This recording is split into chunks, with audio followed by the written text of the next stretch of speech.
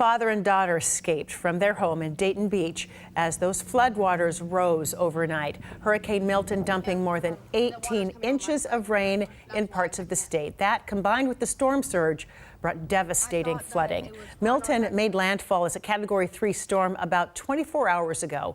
At least 12 people have died. Some of the deaths stemming from an outbreak of tornadoes. At least 9 reported before landfall. The director of the National Hurricane Center says that they were supercharged compared to what's normally seen from tornadoes spawned by hurricanes. The dangerous weather has shut down the largest IV bag manufacturing plant in the U.S., and that means that hospitals here in our state are conserving as much IV fluid as possible. The facility produces roughly 60% of our nation's supply. Some non-urgent procedures will be delayed, especially in smaller hospitals with fewer resources. Several people are asking the federal government to secure IV fluid from other manufacturers, several hospitals, that is. Well, the damage looks different in various parts of Florida. Rob Hackford is in Venice, Florida, with what communities there have had to deal with following the storms.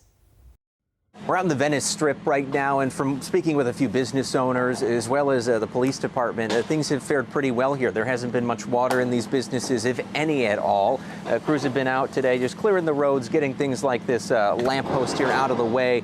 There is one building that lost some stucco on it, a large portion of it. But again, speaking with those two business owners, they didn't have any water that came in last night. There was quite a bit of rattling from the wind. But other than that, the Strip here in Venice faring pretty well. Here's another even little piece of what appears to be some corrugated metal, some roofing, perhaps, that came down from the wind. This is one of those business owners that I spoke with. It's their business. Didn't have any damage inside. They were just taking a peek this morning. They did notice one little thing, that something hit the metal that they'd put up on the window there. So whatever that might have been is no longer here, but they're grateful that it didn't cause any more damage, and the Strip here in Venice fared pretty well. Rob Hackford reporting there.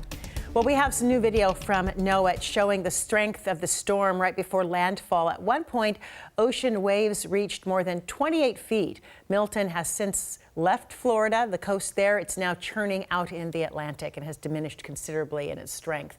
Let's bring in our meteorologist, Ashley Ruiz, with the latest on the storm. Ashley. Joy, so right now it is a post-tropical cyclone, still has winds of 70 miles per hour. So it doesn't have those hurricane force winds anymore. And thankfully it is starting to accelerate out to sea. But it is still bringing some impacts to the east coast of Florida. Those are going to subside, however. Still some storm surge, still some rain and some gusty winds. But here are some of the peak wind gusts that we saw.